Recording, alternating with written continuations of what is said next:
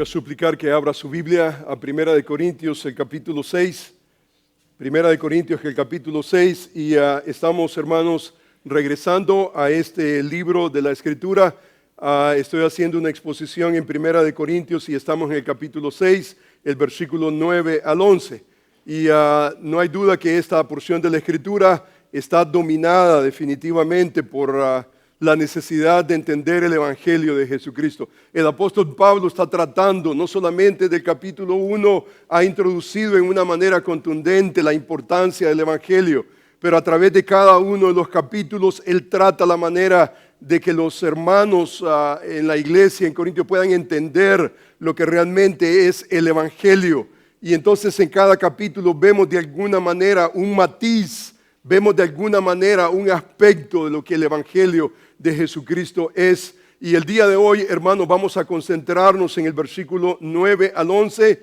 Hermanos, es importante que tengamos en consideración que el versículo 1 al versículo 8 es parte de todo este contexto y vamos a tratar la manera de respetarlo tal y como el apóstol Pablo lo establece en este capítulo tan precioso.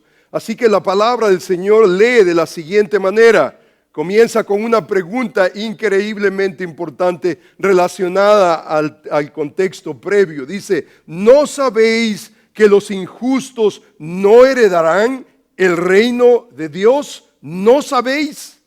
Pero no solamente comienza diciendo, ¿no sabéis que los injustos no heredarán el reino de Dios? Dice la Escritura, no erréis. No erréis ignorando esta contundente verdad que tiene que ver no solamente con los injustos, pero tiene que ver también, si usted se da cuenta, con el reino de Dios. Dice la palabra de la siguiente manera, ¿no sabéis que los injustos no heredarán el reino de Dios? No erréis, ni los fornicarios, ni los idólatras, ni los adúlteros, ni los afeminados, ni los que se echan con varones, ni los ladrones, ni los avaros, ni los borrachos, ni los maldicientes, ni los estafadores heredarán el reino de Dios. Y esto erais algunos, mas ya habéis sido lavados. Ya habéis sido santificados, ya habéis sido justificados en el nombre del Señor Jesús y por el Espíritu de nuestro Dios. Oremos al Señor. Amantísimo Padre, quiero darte las gracias, Señor, por la belleza de tu palabra. Yo te agradezco, Señor, porque podemos crecer en ella. Yo te agradezco, Señor, porque podemos venir a esta porción de la Escritura y ser, Padre bendito, edificados con tu palabra. Tu palabra, Señor, es verdad y tu palabra, Señor, tiene poder para sobreedificarnos. Y aquí estamos, Señor, delante de ella, suplicando que tu Espíritu Santo nos guíe a toda verdad. Señor, gracias. Porque podemos, Señor, invocar tu nombre. Y gracias porque podemos, Señor, suplicar que, Señor, tu Espíritu Santo nos guíe y que nos dirija. Y que podamos, Padre bendito, honrarte en nuestra meditación. Señor, muchísimas gracias. Obra en nuestros corazones necesitados. Yo te lo ruego, te lo suplico en el nombre de Jesús y para tu gloria, Señor. Amén. Aquí está nuevamente el apóstol Pablo introduciendo una nueva sección relacionada, no hay duda, con el versículo 1 al 8. Y la sección está introducida con ese concepto. No sabéis, dice la Escritura, no solamente eso en forma de pregunta, pero no erréis en forma de declaración.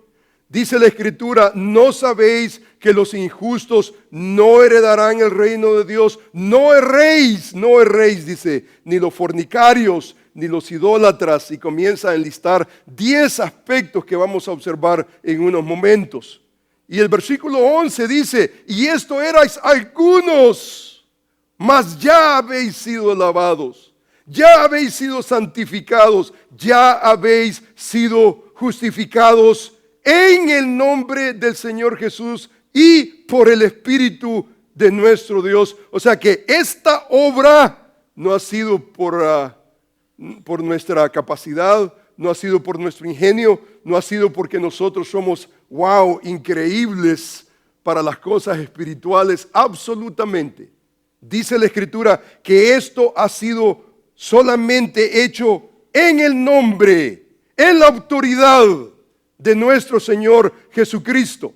Y por el Espíritu, o sea, el instrumento ha sido el Espíritu de Dios en nosotros. O sea que esto está hablando, y está hablando, si usted se da cuenta, de una reconciliación trinitaria. Hemos sido reconciliados con Dios por el Hijo a través de la obra del Espíritu Santo en nuestras vidas. Ninguno de nosotros tenemos de alguna manera un ingenio, ninguno de nosotros tenemos de alguna manera un rédito, ninguno de nosotros podemos decir yo creo porque de alguna manera soy un genio en las cosas espirituales. A pesar de nuestra condición pecaminosa, Él ha hecho esa reconciliación trinitaria en nosotros. Y la preocupación del apóstol Pablo es, ¿no sabéis? Eres ignorante, dice el apóstol Pablo, dice no erréis. Si usted se da cuenta, la porción bíblica comienza con esa realidad y comienza con la realidad que somos propensos, aún nosotros como creyentes, de caer no solamente en la ignorancia, pero caer también en el error. Somos todos y cada uno de nosotros propensos a la ignorancia y somos propensos también al error. La realidad, hermanos, es que no es absolutamente ninguna bendición ser ignorantes. No es la bendición no viene por ser ignorantes. La bendición viene como resultado de entender la voluntad de Dios. Y aquí está el apóstol Pablo. Él está viendo una anomalía, está viendo un problema, está viendo una situación en la iglesia. ¿Y qué es lo que está haciendo el apóstol Pablo? Él no solamente está encomendando a los hermanos a la gracia de Dios, pero él está corrigiendo. Y está corrigiendo a los hermanos en la realidad de no sabéis, en la realidad de no erréis. Está básicamente corrigiendo a los hermanos en cuanto a la anomalía que está ocurriendo. Y entonces vemos nosotros, hermanos, nuestra tendencia, la tendencia nuestra al engaño está ahí constantemente. Si usted observa su vida, mi vida, si usted observa su peregrinaje, en momentos nos encontramos de alguna manera, hermanos, extraviados de nuestra devoción a Cristo. De alguna manera perdemos enfoque, sea de alguna manera a través de Satanás, que es el padre de la mentira, dice la Escritura. O sea a través del mundo, que el mundo básicamente es controlado por el Dios de este siglo. O sea también la distorsión de nuestro propio pecado. De alguna manera u otra, si usted se da cuenta, vemos a nuestro alrededor y hermanos, todo creyente, si no se preocupa, todo creyente, si no vigila realmente la manera en cómo él piensa, lo que piensa, terminamos nosotros en el error.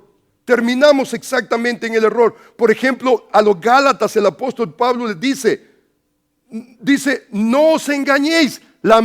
Exactamente la misma construcción gramatical que utiliza el apóstol Pablo en este pasaje de la Escritura. No erréis, la Reina Valera lo traduce en el capítulo 6 del libro de Gálatas.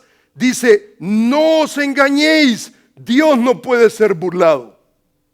O sea, ¿qué sucede cuando nosotros somos engañados pensando que Dios puede ser burlado? Terminamos mal. Dice la Escritura, no os engañéis, Dios no puede ser burlado, pues todo lo que el hombre sembrare, esto también segará, porque el que siembra para su carne, la carne segará corrupción, mas el que siembra, dice, para el Espíritu dice, segará vida eterna. O sea que el apóstol Pablo introduce el concepto de la siembra En relación a ese escenario, no os engañéis, Dios no puede ser burlado. Hermanos, yo hice un estudio esta semana solamente de la idea, el concepto, la advertencia que encontramos en la Escritura sobre el engaño. Es increíble. Usted página tras página observo yo que Dios está interesado. Dios desea que nosotros no vivamos en el engaño. Hermanos, nos atrasamos, no adelantamos si nosotros ignoramos la voluntad de Dios para nuestra vida. Y entonces el apóstol Pablo está definitivamente resuelto. Lo que los hermanos necesitan no es solamente oración. Lo que los hermanos necesitan es ese golpe pastoral. La Escritura dice, ¿no sabéis que los injustos no heredarán el reino de Dios? No erréis, porque eso es correcto, pero mucho más. Eso es correcto, pero mucho más. Y si usted observa en el texto, nosotros observamos, por ejemplo, no sabéis que los injustos no heredarán el reino de Dios. Dice, no erréis, punto y coma, ni los fornicarios, idólatras, adúlteros, afeminados.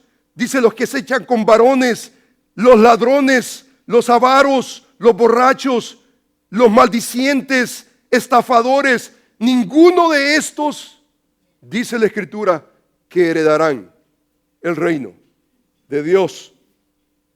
O sea que cuando usted comienza a observar esa lista, usted observa, por ejemplo, en esa lista varios elementos. O sea que esto no es solamente los injustos, pero esta lista tiene que ver con un estilo de vida pecaminoso común a los que están fuera sin Cristo. Los fornicarios tiene que ver con la inmoralidad, sexualidad pre o extramarital. Los idólatras están reemplazando a Dios. Básicamente la religión pagana era común para ellos hacer prácticas sexuales. Y todo esto, si usted se da cuenta, fornicación y adulterio y entre medio idolatría, le da un matiz a la idolatría en términos de prácticas sexuales. Dice los afeminados, que tiene que ver con una prostitución varonil en las religiones paganas, los rituales que ocurrían en esos tiempos. La próxima ocasión que vengamos al capítulo 7 nos vamos a dar cuenta de detalles culturales increíblemente importantes. Número 5 dice los que se echan con varones, o sea que los que practican la homosexualidad. Los ladrones, los que roban como un estilo de vida. Dice los avaros, los que tienen un deseo desordenado por acumular posesiones. Los borrachos, y usted se pregunta, como se pregunta en la categoría, por ejemplo, número 2, la categoría número 2, si usted se da cuenta, la fornicación y el adulterio de alguna manera están coloreando la categoría número 2. Si usted observa, por ejemplo, los ladrones, dice la Escritura, los ladrones, dice los avaros, los borrachos, maldicientes, estafadores, como que estas dos categorías las podemos entender. Pero ¿por qué los borrachos? Los borrachos básicamente son los que son controlados no por el Espíritu de Dios, sino que son controlados por una sustancia externa. Dice los maldicientes, los que acusan a otro falsamente. Y la pregunta es, ¿por qué está terminando con los estafadores? O sea, rufianes que básicamente le quitan a otros, son ladrones y lo hacen en una manera sofisticada. Si usted observa estas 10 categorías, aquí encontramos por un lado pecados sexuales, pero por el otro lado los pecados sociales. Encontramos nosotros que esta porción de la Escritura, esta porción la va a tratar en el versículo subsiguiente. Usted entra al versículo 12 y usted se va a dar cuenta que trata el apóstol Pablo con los pecados de inmoralidad, de sexualidad. Pero yo creo que la atención del apóstol Pablo en esta sección tiene que ver con esos pecados sociales. Y usted se da cuenta, ladrones, avaros, maldicientes, estafadores. ¿Quién es un maldiciente? Hace falso testigo, es un falso testigo. Y los borrachos básicamente que son controlados no por el Espíritu de Dios. O sea, énfasis en los estafadores. Énfasis en los estafadores. Y la pregunta, ¿por qué estafadores? muy interesante por qué pudo haber terminado con otra categoría.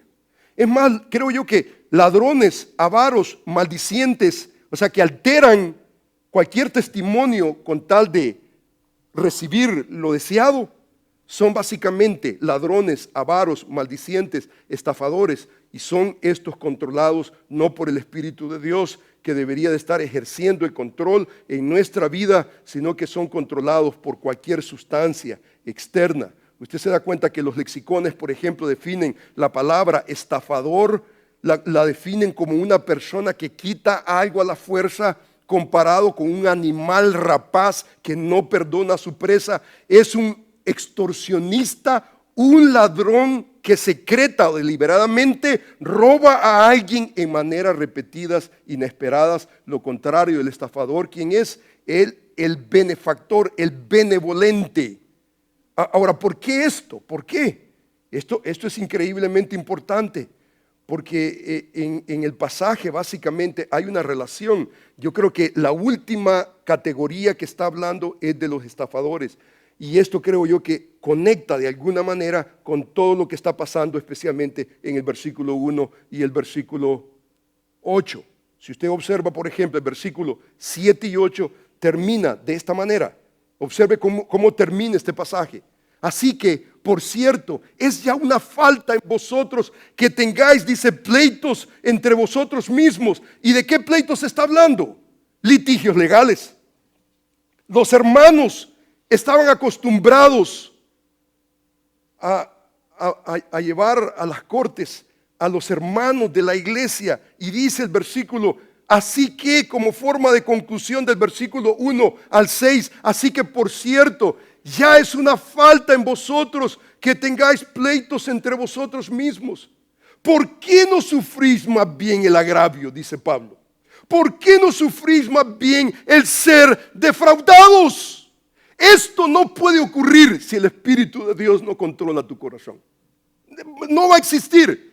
Solamente si el Espíritu de Dios controla tu corazón, tú puedes pensar en términos. Yo puedo ser defraudado. And it's okay. Va a abusar de mí, pero de Dios no va a abusar. Dios no puede ser burlado. Todo lo que el hombre sembrare, eso cosechará. Dios va a tratar con eso. Cuando la Escritura dice, no os venguéis vosotros, hermanos míos, dejad lugar a la ira de Dios. Dejad lugar a la ira de Dios, porque mía es la venganza, dice Jehová, yo pagaré. Hermanos, la venganza es buena en las manos de Dios. En tus manos es una expresión de falta de fe. Es una expresión de decir, Dios no está en control. En la economía paulina, esto es posible, que alguien tome ventaja de mí. Es posible. Y es contentamiento, es alegría cuando alguien nos defrauda. Dice, ¿por qué no sufrís más bien el agravio? Ya me están haciendo agravio y luego después sufrirlo. Hermano, esto no es de incrédulos. Esto es solamente de creyentes. Solamente en la iglesia del Señor, solamente los que tienen el Espíritu de Dios y que filtran sus almas delante de Dios, tienen la capacidad de vivir este escenario. Mire cómo termina el versículo 8. Pero vosotros cometéis el agravio y defraudáis. Y esto a los hermanos. Y la pregunta es, ¿dónde está Dios en todo este escenario? Él está ahí. Y tal vez de un momento a otro defraudaste a tu hermano y terminaste con $1 millón más en tu cuenta de banco. Pero no te olvides, el punto final no ha sido puesto. ¿Quién pone el último punto final? No eres tú, no eres yo, no soy yo. Es el que tiene control del cielo y de la tierra. Mientras tanto, hermanos, ¿cómo tratamos nosotros con el ser defraudados? Y luego después somos defraudados y sufrir todavía. Hermanos, esta es la economía que el mundo no entiende, ni el mundo va a poder entender. Dice que el hombre natural no percibe las cosas que son para él son locura. Y cuando alguien viene y le dice, mira, that's okay, no te defiendas, es locura, porque no las puede entender, han de ser discernidas espiritualmente. El apóstol Pablo está indignado por la manera en cómo los hermanos están básicamente tratando todos estos litigios legales, llevando unos a las cortes, hermanos mismos. Dice la Escritura, defraudáis. Y esto dice a los hermanos, ¿cómo es posible? Usted se recuerda, por ejemplo, cuando introduje esta porción de la Escritura, estábamos hablando del aspecto cultural, la situación política, legal que vivían los griegos, especialmente la cultura de los atenienses. Era increíble, era terrible la situación que se vivía. Por ejemplo, los cristianos que habían venido a los pies del Señor Jesús en arrepentimiento, en fe, ellos básicamente no se habían separado del mundo. Habían abierto su corazón al Señor en arrepentimiento, en fe, pero ellos todavía la cultura la traían, el mundo estaba en ellos, y el resultado es que ellos concebían y pensaban que la vida debía de vivirse como ellos estaban acostumbrados a vivirla. Si usted se da cuenta, el problema de Atenas, el problema de los hermanos en Corintio eran litigios legales como un estilo de vida. Había venido a ser un teatro, un entretenimiento.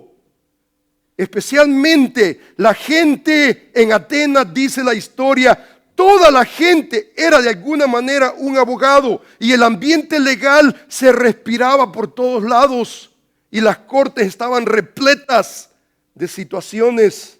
Los creyentes en Corintio habían estado tan acostumbrados a la disputa, a discutir, llevarse unos con otros a los tribunales antes de ser salvos, que cuando el Señor los salva, creen que esa es la manera de vivir. Una actitud, un hábito egoísta. Pablo dice absolutamente no. Absolutamente no. El cristianismo es otro.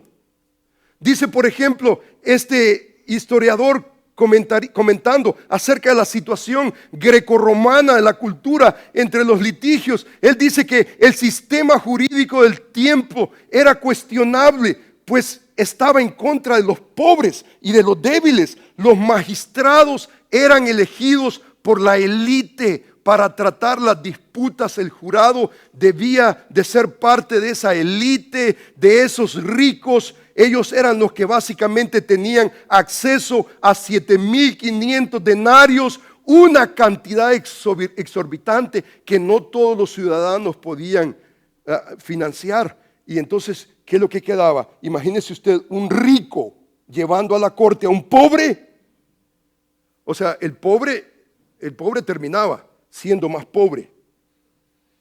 Y entonces esto le daba la pauta a los ricos de manipular el sistema jurídico para ganar los casos legales. Hermano, esto no está foráneo a nuestra realidad. El soborno era la herramienta clave para ganar en las cortes. Cuando Pablo está hablando acerca de este concepto de estafadores, ladrones, avaros, maldicientes, que no están siendo controlados por el Espíritu de Dios, el apóstol Pablo está atrás de una realidad. Esto significa, hermanos, todo este ambiente significa que si un rico de la iglesia enjuiciaba a otro hermano pobre, este menos afortunado no tenía la oportunidad de tener un justo juicio. Cuando dos ricos, por ejemplo, se iban a la corte, se utilizaba el soborno y la descreditación pública para traer deshonra al opositor y ganar así los casos. Imagínese usted el teatro tan terrible, un hermano llevando a otro hermano. Cuando la iglesia lleva a la corte a otro, básicamente el modus operandi, el sistema básicamente permitía que fueran como perros y gatos. El concepto de estafador, eso es lo que es. El estafador es aquel que quita algo a la fuerza, como un animal rapaz que no perdona a su presa. Está buscando cómo quitar, no cómo dar. Por esta razón, básicamente nosotros vemos que la iglesia cristiana debe de alguna manera distinguirse de la comunidad no cristiana. Y yo creo que el apóstol Pablo está tratando la manera de buscar esa conciencia. Hermanos, la iglesia del Señor es muy diferente a las comunidades del mundo allá afuera. En el mundo ese es el orden, pero dentro de la iglesia del Señor existe la capacidad, existe la posibilidad de ser defraudados y sufrir y venir delante del Señor y decirle: Señor, tú eres el soberano Dios, tú estás en control de todo. Los cristianos no debían de usar métodos seculares para tratar disputas entre ellos mismos.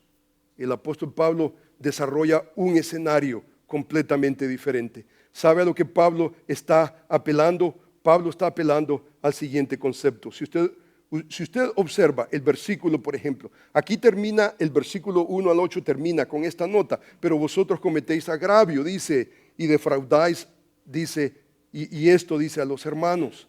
Si usted observa el versículo 8 con el versículo 9, que es el pasaje que a nosotros nos interesa, este es el pasaje que estamos tratando de observar. Pero si usted observa el vocabulario, mire cómo está conectado el pasaje previo, el versículo 8 con el versículo 9. Utiliza exactamente la misma palabra.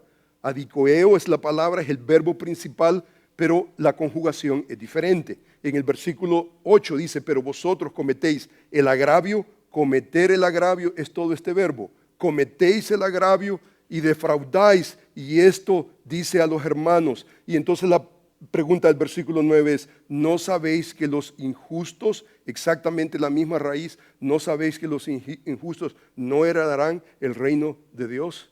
O sea que lo que Pablo está haciendo es conectando básicamente en una manera natural el versículo 9 con los versículos previos. Los está conectando en una manera concreta, con el vocabulario, es el mismo vocabulario que está utilizando. En el versículo 8 utiliza el verbo y en el versículo 9 utiliza el adjetivo, pero exactamente la misma raíz. Pablo básicamente está relacionando la práctica pasada de los litigios legales con el concepto del evangelio de Jesucristo. O sea, dice la Escritura, mire qué interesante lo que dice el versículo 11. Y esto, dice, esto erais algunos. Esto erais algunos.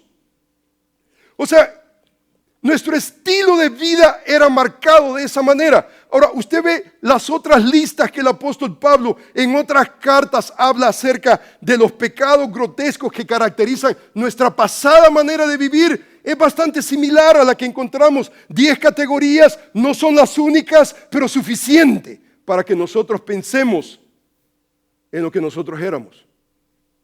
Lo que el apóstol Pablo está diciendo: mira, esto erais algunos. Algunos de vosotros eran afeminados, algunos de ustedes homosexuales. Imagínense usted el apóstol Pablo conociendo la situación, diciendo: no, yo sé, tú eras ladrón, era estafador. Y hermanos, eso en la iglesia del Señor es la norma. ¿Sabe lo que muchas veces tratamos de crear en la iglesia del Señor? Es un élite. Estamos tratando la manera de crear una casta que simplemente no existe. Solamente aceptamos los que son pulcros y los que son finos. Esa no es la iglesia del Señor. La iglesia del Señor es esto. La iglesia del Señor es la gracia de Dios para tratar con nuestro pecado, la realidad más intensa de nuestro corazón. Esto dice: erais algunos, mas ya habéis sido, dice, lavados. Usted se da cuenta, introduce el concepto de la gracia de Dios con esta realidad: mas ya habéis sido lavados, ya habéis sido santificados, ya habéis sido justificados. Cuando usted lee ese pasaje en el original, usted encuentra: mas ya habéis sido lavados, mas ya habéis sido santificados, mas ya habéis sido, dice justificado. Introduce esa conjunción Alá que tiene que ver con la conjunción más fuerte de contraste. Lo que está diciendo, esto erais algunos, pero en una manera de tan contraste, ya habéis sido lavados.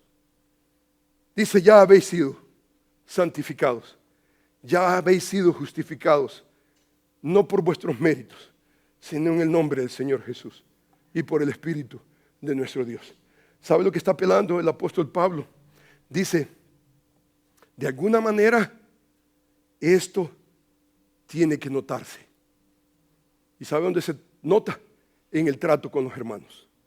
Esto se trata, hermanos, no solamente de confesar algo, pero de practicar algo. Y el énfasis del apóstol Pablo básicamente es el siguiente. Hermanos, en la vida cristiana hay tal cosa, existe tal cosa como el antes y el después. Existe. Pero si usted no tiene esa experiencia y si usted no tiene la habilidad de poder decir, no, en mi vida yo puedo pensar en un antes y un después. Yo no sé si usted puede pensar en esos términos, pero conforme a la Escritura nos enseña a pensar en esos términos, en los términos de antes y después de Cristo. Antes nosotros éramos esto. Antes, dice la Escritura, énfasis especialmente en los últimos cinco categorías, que es la que tiene el apóstol Pablo tratando en cuanto a la situación de los litigios legales. Dice, antes, eras ladrones, avaros, borrachos, maldicientes, estafadores. Esto eras algunos de vosotros. Pero ya habéis sido lavados. Hermano, esto es después de Cristo. Hermano, esto es importante, porque esto básicamente explica lo que realmente es nuestra salvación. Cuando usted comienza a pensar, por ejemplo, en el ordo salutis tiene que ver con esa frase latina que habla del orden, el orden de la salvación, y define básicamente una relación cronológica de las diversas etapas cronológicas de la aplicación de la redención, la salvación en Cristo Jesús. Y nosotros podemos, por ejemplo, pensar en términos como, por ejemplo, el conocimiento previo de Dios, el llamado, por ejemplo, efectivo, la conversión, la justificación, la adopción, la santificación, la preservación, la glorificación. Usted se da cuenta que Pablo acá utiliza 3 expresiones con voz media, pasiva, que hablan de la salvación en Cristo Jesús. Esto no es un asunto tuyo, esto es un asunto de Dios. Tú has sido básicamente el recipiente. Ya habéis sido, dice, lavados. Ya habéis sido lavados, dice la Escritura. O sea, fuisteis lavados con implicaciones del pecado. Y si usted se da cuenta, hermanos, en el bautismo, ¿qué es lo que nosotros hacemos? El bautismo nos salva, el bautismo no regenera, el bautismo no nos quita los pecados, pero en el bautismo básicamente estamos simbolizando lo que ha ocurrido en nuestra alma, en nuestro interior. Hemos sido lavados. Usted habla con gente, por ejemplo. Yo recuerdo, por ejemplo, a un tío que tenía, fui con mi tío a querer evangelizarlo. Y este tío me dijo, oh, ya te lavaron el coco, me dijo. Y entonces yo no entendía lo que eso significaba realmente, hasta que yo lo entendí a través de las Escrituras. Hermanos, hemos sido lavados. Y sabe una cosa, gracias a Dios que nuestra mente ha sido lavada por el Evangelio de Jesucristo. Si a usted no le ha lavado todavía el coco, pídale al Señor que lo haga. Porque lo mejor que puede ocurrirle a usted es que alguien le lave el coco. Y más, su corazón, sus intenciones, los motivos de su corazón, que alguien, el Evangelio de Jesucristo. Usted se da cuenta que para los problemas sociales que la iglesia está siendo afectada, la solución para Pablo es que el Evangelio de Jesucristo. Él es el que nos lava. De adentro hacia afuera genera las actitudes apropiadas para tratar a nuestros hermanos con la dignidad que se merecen. La dignidad en Cristo. Cristo murió por ellos. ¿Y yo voy a abusar de ellos? El libro de Romanos dice no. Decidid, dice, antes, no poner piedra de tropiezo para tu hermano. Decidid. Hemos sido, dice la Escritura, lavados de nuestros pecados. Lo hemos simbolizado en el bautismo. Dice, ya habéis sido santificados, fuisteis hechos santos para pertenecer a Dios Cristo. Dios hace un reclamo en tu vida, tú le perteneces a Él, Él te pertenece a ti. Esto se llama conversión. Esto es una conversión para ser parte del pueblo de Dios. Dice la Escritura, ya habéis sido justificados. O sea que fuimos declarados inocentes delante de Dios, aunque nosotros no lo merecíamos. Absueltos de toda culpa. Y esto no por nuestros méritos. Hoy tenemos una relación delante de nuestro Dios por la obra de Cristo en nuestros corazones. Hermanos, esto que estamos hablando, esto que el apóstol Pablo está describiendo, tiene una palabra que los teólogos nos la enseñan. Y esto, hermanos, es la conversión. Esta es la conversión. Hermanos, no hay cristianismo sin una conversión. La conversión consiste en volverse del pecado hacia Dios. Es hacer una vuelta en U, del pecado a Dios. En la conversión nace por primera vez un deseo por amar a Dios que tú no lo tenías. Tú no tenías. Amar a Dios era lo último en tu mente. Ir a la iglesia era lo último. Leer la Biblia era lo último. Pero Dios convirtió tu alma. Y hoy por primera vez en tu vida comienzas a odiar el pecado y amar a Dios no por tu fuerza, no porque tú eres bueno, sino por la gracia de Dios en ti. El Antiguo Testamento nos enseña, deje el impío su camino, el hombre inicuo sus pensamientos y vuélvase. Esto es conversión. Vuélvase a Jehová, el cual tendrá de él misericordia, al Dios nuestro, el cual será amplio en perdonar. Esto es conversión. Conversión es esto. Aquí está este pasaje de la Escritura hablando de un discurso de parte del apóstol Pablo ante el pórtico de Salomón.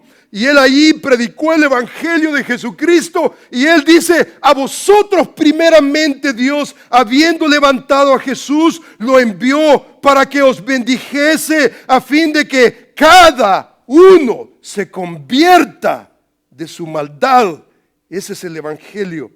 Aquí tenemos nosotros en el capítulo 11, y la mano del Señor estaba con ellos, con la iglesia, en medio de la persecución, y gran número creyó y se convirtió al Señor. Dice el libro de Hechos, el capítulo 14, este pasaje es parte del testimonio de Pablo, de Bernabé en Listra, cuando ellos estaban propuestos a predicar el evangelio de Jesucristo. En momentos los adoraron, pero el apóstol Pablo se negó. Y dice la Escritura, vosotros, ¿por qué hacéis esto de adorarnos a nosotros? Nosotros también somos hombres semejantes a vosotros, que os anunciamos que de estas vanidades os convirtáis al Dios vivo, que hizo el cielo y la tierra, el mar y todo lo que en ellos hay. Esto es conversión. Dice el capítulo 26 del libro de los Hechos.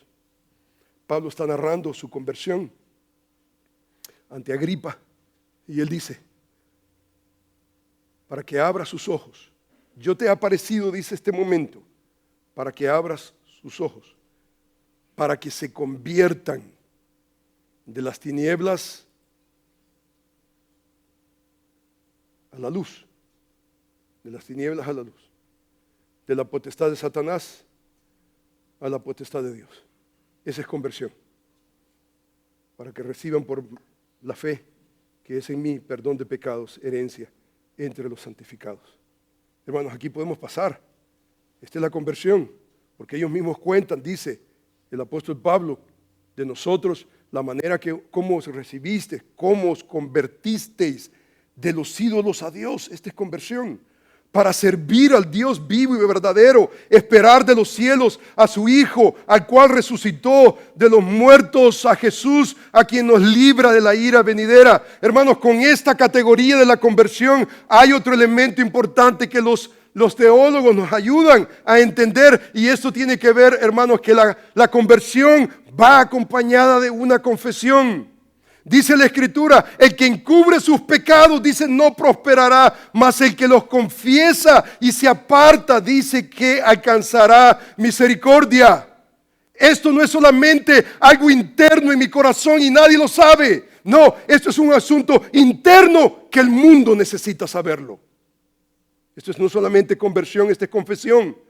En el libro de Romanos leemos nosotros, mas ¿qué dice? Cerca de ti está la palabra, en tu boca, en tu corazón. Esta es la palabra que predicamos, que si confesares con tu boca que Jesús es el Señor y creyeres en tu corazón que Dios le levantó de los muertos, serás salvo, porque con el corazón se cree para justicia, pero con la boca se confiesa para salvación. Hermanos, esto no es solamente un asunto interno de nuestro corazón. Hay una confesión. Confesamos que el Señor Jesús es nuestro Señor. No la cultura, no nosotros mismos, no es un psicólogo, es el Señor Jesús. Él es mi Señor. Y hermanos, la conversión es un acto divino de parte de Dios. Pablo establece que Cristo nos dio vida a nosotros cuando estábamos muertos en nuestros delitos y pecados. No había vida, cero vida, estábamos muertos. Hermanos, si nuestra condición pecaminosa es descrita en términos de muerte sin vida, entonces el arrepentimiento, la fe, la conversión, la confesión, entonces vienen a ser un don divino de Dios obrando en nuestros corazones. Es la única manera. Entonces observamos nosotros, por ejemplo, lo que nos dice este gran teólogo reformado. Él habla acerca de dos aspectos de la conversión. Habla del aspecto divino y el aspecto humano, el aspecto activo y el aspecto pasivo. Él dice, el aspecto activo es aquella acción de Dios a través de la cual Él hace que el pecador de forma consciente se vuelva a Dios en arrepentimiento y fe. Esto, hermanos, es inevitable. Esta es la salvación de Dios. Por gracia sois salvos, por medio de la fe. Y esto no de vosotros, pues es don de Dios. Dice, para que nadie se gloríe. Y número dos, hermanos, el aspecto pasivo es esa acción que el pecador recibe, ya regenerado, a través de la cual éste se vuelve a Dios en arrepentimiento y en fe. Usted se da cuenta, hermano. Nosotros estamos observando este pasaje que usted ve ahí en pantalla. Dice la Escritura, ¿no sabéis que los injustos no heredarán el reino de Dios? Dice, ni los ladrones, avaros, borrachos, maldicientes. No, dice, no heredarán el reino de Dios. Hermano, esto tiene que ver con el reino de Dios. Esto tiene que ver con el reino de Dios. Y cuando hablamos, hermanos, del reino de Dios, hermanos, estamos hablando de un rey. Y se llama Jesucristo. Y hermanos, entramos al reino y no sabemos cómo vivir en el reino. No sabemos. El Señor nos ha salvado. Ha habido una conversión genuina.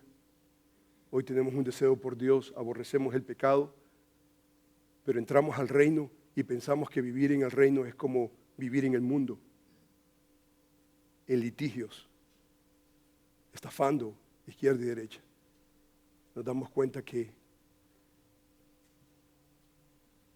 estamos en el reino, hemos entrado en arrepentimiento, en fe. Y hermanos, entramos y el grito de desesperación de todo aquel que ha sido convertido por Dios es: ayúdenme, soy hijo de Dios. no sé cómo vivir, no sé cómo pensar, no sé cómo sentir. ¿Alguien pudiera ayudarme a ser hijo de Dios? Ese debería de ser el grito, y ese es el grito que el apóstol Pablo está diciendo. Hermanos, no podemos vivir como vivíamos antes. Necesitamos vivir a la manera de Dios. Yo quiero que usted en este momento incline su rostro. Incline su rostro en este momento. ¿Dónde usted se encuentra? ¿Ha habido realmente una conversión en su vida?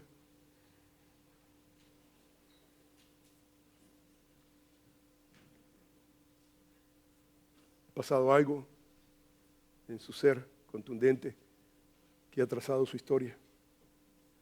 Si usted nunca ha tenido un encuentro personal con Cristo, y el día de hoy usted necesita venir al Señor Jesús y decirle: Señor, yo reconozco mi pecado, y mi pecado me ha destruido y está destruyendo mis relaciones. Este ha sido un deterioro espiritual, emocional, aún físico. Voy de bajada. ¿Podrías tú darme tu gracia? Alguien el día de hoy va a venir delante del Señor y le dirá: Señor, yo quiero que tú me salves el día de hoy. Levante su mano, yo quiero orar por usted. Habrá alguien, que Dios te bendiga ricamente. Habrá alguien más que le quiera decir al Señor: Señor, derrama tu gracia en mi corazón hoy. Dios te bendiga, Dios te bendiga. Que el Señor te bendiga, Dios te bendiga ricamente. Habrá alguien más que viene delante del Señor y le dice: Señor, yo quiero tener esa historia, yo quiero experimentar ese antes y ese después. Yo quiero que tu gracia me caracterice. Que Dios te bendiga ricamente. Dios te bendiga, mamita. Que Dios te bendiga. Señor te bendiga ricamente. Dios te bendiga. Que el Señor te bendiga.